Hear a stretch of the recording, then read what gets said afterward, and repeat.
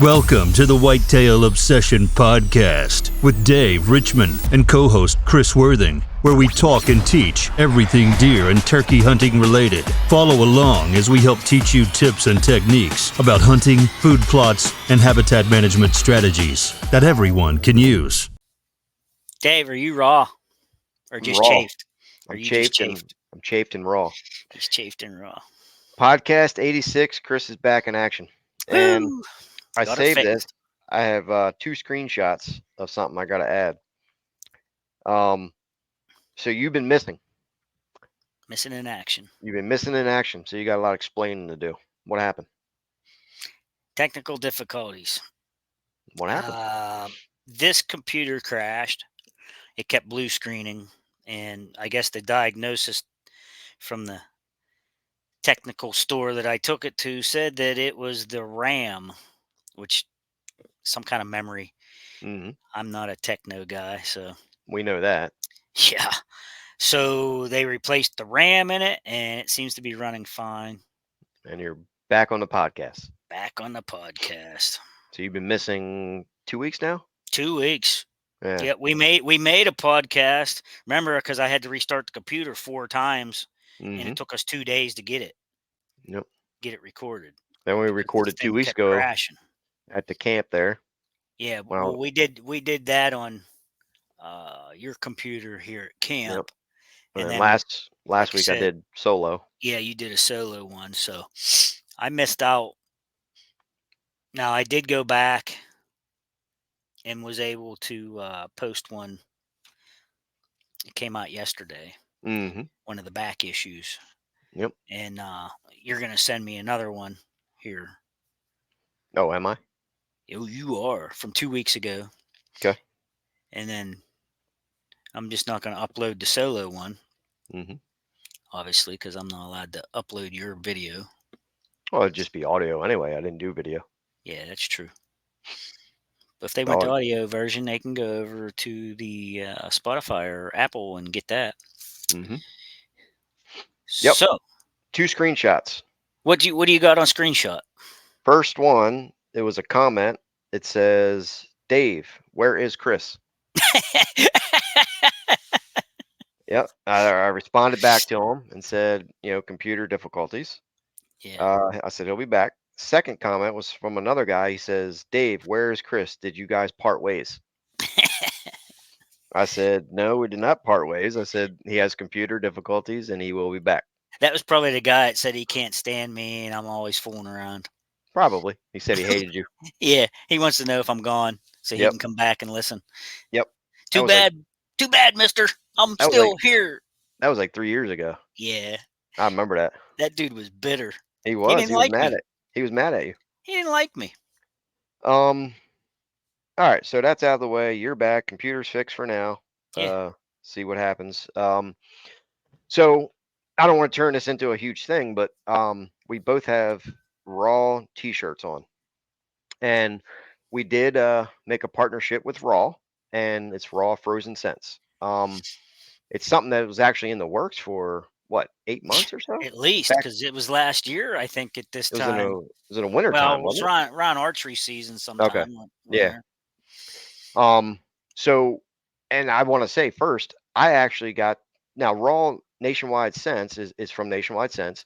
That's the main distributor. They're from Yes. Pennsylvania. They supply They all kind of different Yep. So they companies. basically send it out to different companies, and then they basically just brand it themselves. So most Yes, of the scents that you buy in the store is coming from Nationwide. sure. I actually got to tour that facility. I don't know when that was, 4 or 5 years ago. I actually toured the entire facility, walked the inside of it, walked the farm, seen all the deer. It's pretty cool how they do it there. Now, obviously, nothing is more fresh than you cutting the bladder out of the deer, but I guess this would be your next, the next best, being that Right. we're getting it from the source. And I also want to say that we are not really big urine guys. No, I'm not a urine guy. We're not like major, users of urine, but it's something that we can add, to the arsenal a little bit. And when I hunt, Sure. I don't use deer pee every single time. I may use it during some estrus or something during the rut, and I'll put it in some mock scrapes like you just did it this morning.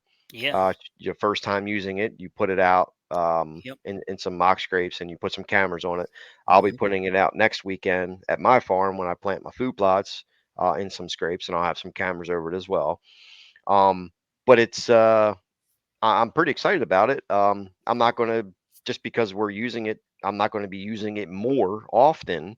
Right. Um, it's not going to be you know, a huge deal, but we're just working with them and we're going to be testing a bunch of it. And it's from the source. It's not like we're going to Walmart picking up a random, Right. urine that's been sitting on the shelf for a year that's, that's warm and rotten and smells like Right. ammonia. We're getting it directly from the source. It ships to your house frozen. It's in our freezer now. Yep. So we're going to give it a go for this year and just see, monitor it with trail cameras and see what kind of results we can get. Yeah, I mean, I like you said, I went out this morning and I was using different products before, and now that I have this, I'll be using this product. And just let me go on record and say what I've used in the past. There was nothing wrong with it. It was coming from this source as well, but Hmm. there's no middleman now. It comes to my door. It's already frozen. Right. I don't have to worry about spoilage or anything like that. Hmm. Whereas before I may have worried about that. Um, this way, I don't have to, and yeah, I kind of parted ways with them in a good way. Um, some of the guys are still supporting my thoughts and theories on this, and I just enjoy using it. Like you said, it's another tool in the box.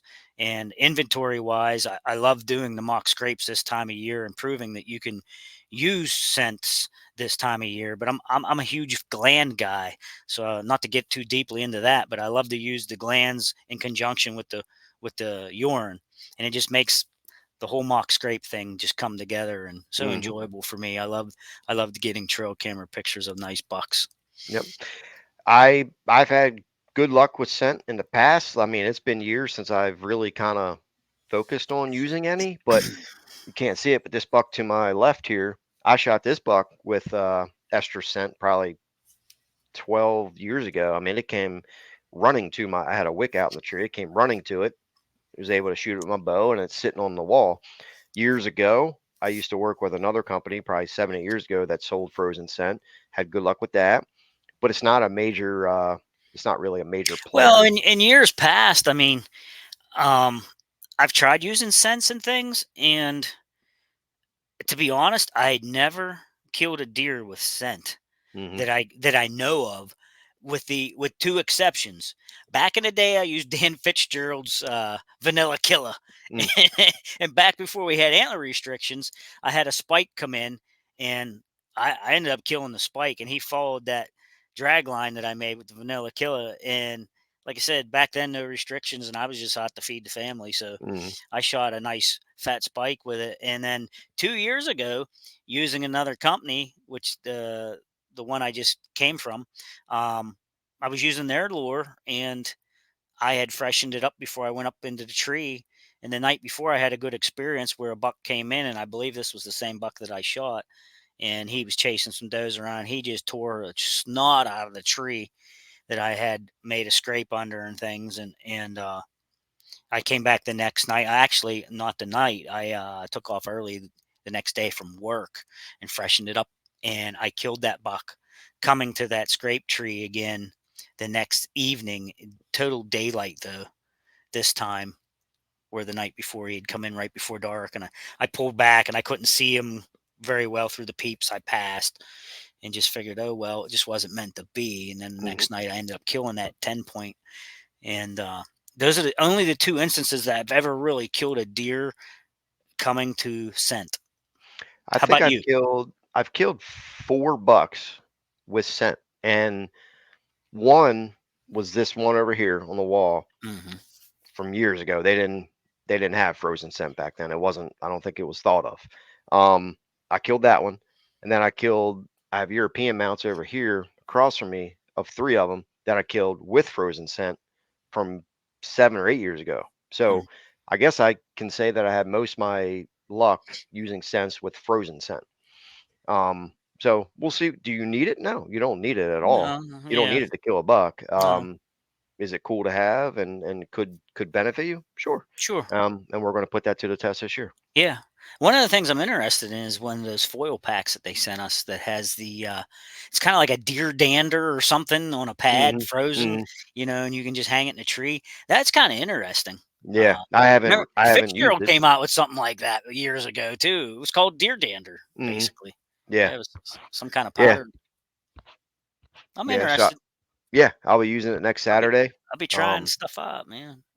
yep, next Saturday I got getting some stuff together this weekend for planting season, which we're hopping into next year. But I'll be planting next today's Saturday, so next Yeah. Saturday. Seed's going in the dirt. Well, I can admit to this. I wouldn't call it an epic fail, but my incognito failed. I call it a failure because it's planted. It's been in the dirt like 5 weeks, and the stuff's only like some of it's 2 foot, maybe. Well, it's not the Well, incognito's fault. no, no, I'm not saying that at all. And the weather just does not cooperate. And I'm sure you're getting bombarded with questions and stuff too.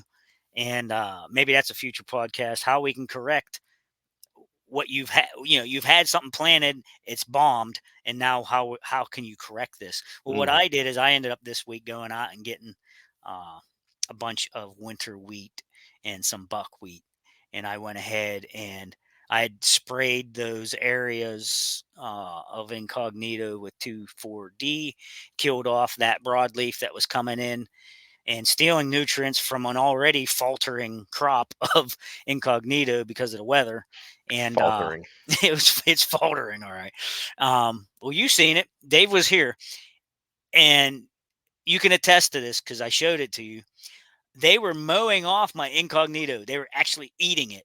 They were Hmm. eating off all the tops of it, which is kind of halting the growth also. But yeah, I went in and just I top seeded. Well, actually, one spot was so grassy that I just tilled it back up. I took I took the discs over this week in that one strip. I just went ahead and disked it all back in, and I spread that and rolled over it with the 4-wheeler tires. But what I'm going to do with that is I'm just going to let that ride right through the winter. In the spring, it'll be first thing it'll green up. I might let it get a foot or two and then mow it once and just let it take off, you know. And I'm just gonna let that stuff get 6 foot high, and then I won't have to plant a screening next year. Maybe Hmm. I don't know. We'll play it by ear. We'll see what happens. Because I did an experiment a couple of years back where I planted that wheat and rye and just left it go all summer, and that winter wheat was over 6 foot tall, you know.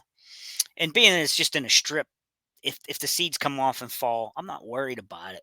If it was a whole field, yeah, I'd be worried about it. That's millions and millions more seed than I need dropping on the ground from those seed heads.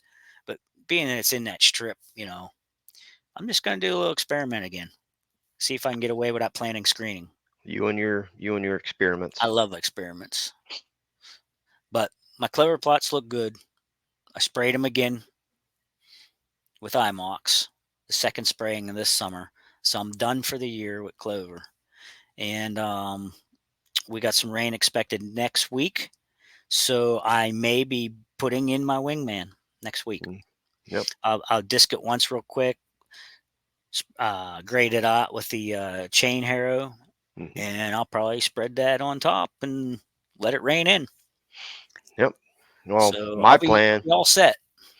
my plan, last Saturday, I went and sprayed my plots. They're being killed right now as we speak.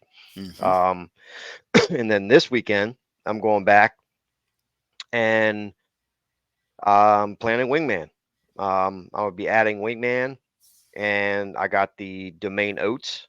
Hmm. That I'm going to mix. I just got one bag. I'll mix half on one plot, half on the other, and then I'll be spraying dirty deeds as well from domain. So I'll get all that set up. Right. Um, I don't need any lime or nothing like that, and I'll use my chain drag, and get all that worked in and get some seed in the ground. We had a we got part of this hurricane this weekend, and Yeah. yesterday was pretty wicked here. Mm. It was windy and heavy rains and stuff. So um, next Saturday, been checking the weather. It looks pretty good. And you know, speaking of timing of food plots, a lot of guys have planted their plots already and have failed because they've been overtaken with weeds and things. And so Yeah. now they're scrambling, even though we still have plenty of time to plant. Sure. Plenty of time. By the time next Saturday hits, it's going to be what, the 17th? Yeah. Yeah, so it'll be the 17th. That's when I'm planting it. Wingman's, a Brassica blend, and that's plenty of time before we get our frost in October, Sure. and the oats as well. If I was planting just like straight grains, then I would wait another 2 weeks, toward the end of August, beginning of September. But being that I'm getting the Nebraskas in there, kind of that third week, of August seems to play well, where we're at over in Yeah. Pennsylvania. If I was Yeah. planting in Maryland, I I'd shoot. probably do like a week later, because our frost here is a week later than you guys. Yeah. So that's my plan. I'll be getting. I got to move a couple stands, or actually one more stand, and then I gotta fix a couple more cameras and freshen my mock scrapes Mhm. with raw, and that will be it for about 4 weeks. And then I'll go back and I'm going to spray my plots with liquid courage, and that'll be it. I won't step foot back onto the property until October when it's hunting season. Yeah. I've got some of those amenities also. I'll be putting down the deeds and putting down the wingman, and You ain't got no wingman. yeah, I've got the wingman, and I'm probably going to be mixing that. I'm probably going to put some hot chick with that, just for some clover and things. I'm actually here's what I'm going to do. I'm probably going to put a quarter of a jug of no BS with it, and a half a jug or so of hot chick. That way, when everything's gone this winter, that clover will be established in there for next year, and I'll have something in there so it's not all eroded off or whatever, because it'll Hmm. it'll be down to there, but bare dirt is what it'll Yeah, be. I have So two they'll jugs of demolish that. Yeah, I have two jugs of hot chick as well, but I'm not going to add them because I want to test out the new oats from Domain this year. Oh And yeah, I, yeah, and I don't want too much seed in there, so I'll right. take the hot chick and just frost seed that Hmm. this spring. Yeah, And then hopefully I'll get some chicory and clover yeah. coming back in. I'm just gonna get it a little bit established this fall, and then uh, I'll frost seed that center portion so that there's something green in there, and Hmm. fixing nitrogen so that I'll have something to turn back in for the fall of next year. Always thinking ahead. It's what Hmm. we should be doing as plotters, guys. We should be thinking what we can do now, which will affect us later, to make it easier on ourselves. Hmm. I mean, and that's why we're here. There's a lot of times I get discouraged. Here he goes. Yeah, I get discouraged. I do. He's on a You know. rant. Well, I am kind of, because you people are watching your videos, they don't comment or anything, and you wonder, are people really paying attention to this stuff? And every once in a while you'll get a message from somebody like, hey, I did what you said, man, it's working out, and that makes you feel good. But more than often, you know you get people messaging you and complaining. I did this, what can I do to fix that? I'm thinking, aren't you watching the videos? Hmm. We're making these to help people also. We're not on here bragging what we did, how to do it. You know, we show you how we do it, how we're having success, and trying to help you have success, and make, you know, giving you ideas and things. So I get discouraged though sometimes. Well, you writing down more topics for next time? Nope, So we didn't coin the phrase. Oh, we didn't coin the phrase. Yeah, we're not on here saying we coined the phrase of this and coined the No, phrase of that. We're no, giving you information that is on usable a across the usable, board. yeah, as across the board.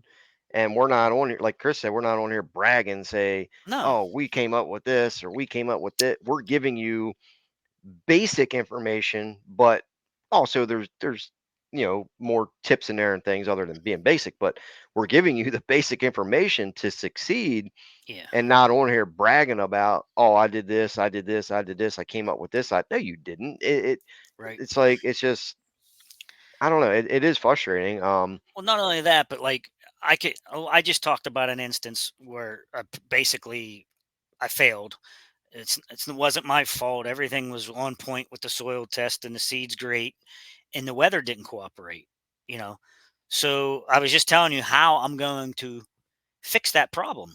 If you were listening, Mhm. and yeah, it's an experiment, but if it works, okay, you guys could maybe do that to save your plot next time you do something and it fails, or just for instance, I'm saying, I mean, we can come on, we can tell you what we've done and it didn't work, or what we've done and it did work, and you can glean from that, and it's not costing you a penny to sit here and listen to that. It's Mhm. free information, and whatever you can glean from these, great. you know So I can say this too is I forgot to tell you about this, but I had a little online altercation with oh, another YouTuber. oh, And it's funny because this YouTuber always thinks that they came up with the idea, right? And they didn't. It's just I guess people want to. I mean, they want to feel important, so they come out with videos saying, "Oh, I came up with this. I came up with that. I talked about this before anybody else." Blah blah blah blah blah. Well, this person was stating that he was the guy that came up with foiler fertilizing, and nobody else is talking about it, right? oh, Well, guess what, buddy? Look at my videos from 8 years ago. I'm the one that brought up foiler fertilizing when nobody else was doing it. You just started a year ago. So I have okay. hundreds of videos of foiler fertilizing, foiler feeding when nobody else was doing it. Hmm. So I had a little altercation with this guy, and then um about that, and that's frustrating because just because you're doing something doesn't mean somebody else didn't do it as well. You know what I Hmm. mean? Yeah, It's a timing thing. Like, if we didn't know each other, you could have went out and bought Ninmax batteries, and I could have went out and bought them at the same time. You right, you don't know what the millions of other people in the world are doing. Just because right, you do something doesn't mean somebody else hasn't already done it. So I just hate when somebody advertises something like that, or says they came up with something when they truly didn't. I mean, yeah, there's guys out there that came up with stuff. They want to coin the phrase of something. Who cares, dude? I don't care what phrase you coin. Like it doesn't affect me whatsoever. Um, it's just that type of stuff frustrates me when in the whole food plot world and online videos and things. But yeah, if you really want to put it to the test, guess what, buddy? I'm the one that started the trend with foiler fertilizing. oh my, Yeah. So I'm just putting that out there. he's just putting it out there. Yep. There was a company out there that was doing it. There was companies that made it, but if you truly look at the online push for it, that was me. I like the foiler stuff. Now you just have to watch, be buyer beware Hmm. what you're getting, but there's some good stuff out there. Yeah, definitely. So our topic again, what was it? We we we got went off off, on a ru- we went off topic. we got off topic bad Phew. because I was jaded. Yeah. Then you got me fired up. Yeah, you took off, man. Man, Where that was we? felt that We was felt planting good. fall plots, weren't we? That felt good to get that out. Yeah. Woo. Weight Um, was lifted off of Dave. yeah. Whew. You can thank me later. I helped you Yeah, out. all right. We were talking about just the timing of food plots and stuff, and there's it's not too late. if people are, because I'm seeing comments online where it's like, oh my God, it's too late, it's Yeah. too late to plant. No, we're just at the peak time here to start focusing Yeah. on food plots. A couple years back, I purposely waited. Oh, I was going to plant Labor Day weekend. Well, then we had a bunch of rain. So I got bumped another couple weeks later. And what was it? It was, Boss Brew from Domain. Put that Boss Brew in, and it has a little bit of everything. It even has buckwheat in it and Hmm. all kind of stuff. And I got that in really late, but I'll tell you what, it was so highly attractable because it only grew 3 or 4 inches, and everything was just so tender and low. And they just come in there and they loved it. So timing was everything on that one.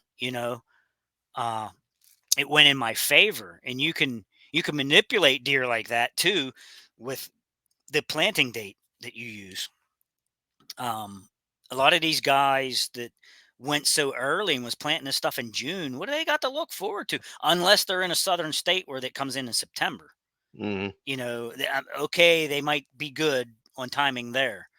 Uh, but like us northern guys, if you're planting in June, oh my gosh, you're gonna have some really thick, woody, stemmy, straw-like, dry stuff that they're not really gonna enjoy eating. Hmm. I mean, the the I'm not the saying south, they won't eat it, but if it the was young s- and tender, and it would be more attractable. yeah, the southern guys. I mean, as long as they're getting rain, they could plant soybeans or peas or something in August so they're ready for fresh and tender for September opener. See, and that's that. I had that question. What you just This is off topic probably too, but these southern guys that are planting in June, and they're at risk for burnout. Hmm. If they don't get enough moisture, like you just said, they're planting in June, thinking they're getting ahead of the game, but it's so hot, and if they don't get enough moisture, oh my gosh, they're at risk for burnout.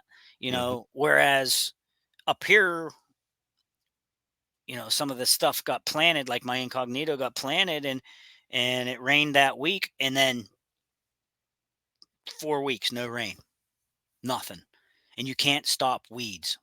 Hmm. It doesn't matter if it's dry or monsoon, you don't stop weeds. Weeds have a taproot feet deep, and they will pull moisture from forever, and they will just keep growing. And they will overtake your plot or steal nutrients from your plot, and make you fail. Well, the other thing too about weeds is, and the same thing with like real quick about for the fertilizing is weeds are there year round. Those seeds and things, those plants have learned to adapt, to dry conditions. So they're more tolerant of poor conditions. When Mhm. you're putting out a seed, a fresh seed, it's tender. It's tender to the elements. So you have to have that moisture for it to grow. But with the foliar fertilizing thing is that I always used to get this question all the time, is that natural browse out there, let's just say you're spraying like a hedgerow where you got all these like pokeweed and ragweed and American beauty bear, all these different things growing up through, that type of stuff can handle the foliar fertilizer application without the risk of burning it, because it's there year round and it's used to that abuse. When you're spraying a young tender food plot, when those plants are only 2, 3, 4 inches tall, you have to be careful applying that foliar fertilizer, micronutrients, whatever it is, because you have that risk of damaging it because it's tender, it's young, it hasn't adapted to the harsh conditions and such. Yeah, and uh, and you probably know who I'm going to talk about, but I'm not going to mention the name. But we had a friend that, as soon as the stuff started to germinate, he was out there spraying foiler on it. Mm, If you recall that fella, and we were like, "Yo, hey, back off, let it get up 5 inches before you start spraying stuff to it." mm, it's gonna burn it out. Yep. And he had many Funny thing. failures. Funny thing is, he was dousing it. Yeah, and that's one of the things. If it's dripping, it's too much. Just put a fine mist out there and coat Yeah. everything. And yeah, he was wetting it. Not good. Yeah, not good. Not good. So You know what else is not good? tell me. I don't know. I just felt like saying it. But with Well, that it's not said, good as we have to end this. yeah, we got to end this because we both have chores to do today. So, Mhm. podcast is over, guys. Thanks for listening. And Chris is back. He's still around with us. I'm back. He's still there. So, hope you guys enjoy and drop us some comments. See the back of the shirts. You know, Can it's you see- funny. I didn't Can you see read it? it. Yeah, raw frozen scent. I didn't even know that was on the back of that because it came all folded up, and I just threw it in the wash, and I pulled Now it you, out of the dryer, and I was like, "Whoa!" now you can walk around in a grocery store wearing a raw frozen scent shirt, and somebody's Raw. going to ask you, like, "Dude, what is that?" Yep. Can't wait. I might wear it today. Yeah, make some We'll people see. mad. Tell them you're promoting urine. Promoting pee. Yeah, pee. Pee on you. Yep. All All right. right. 86 guys. See you on the next one. Later.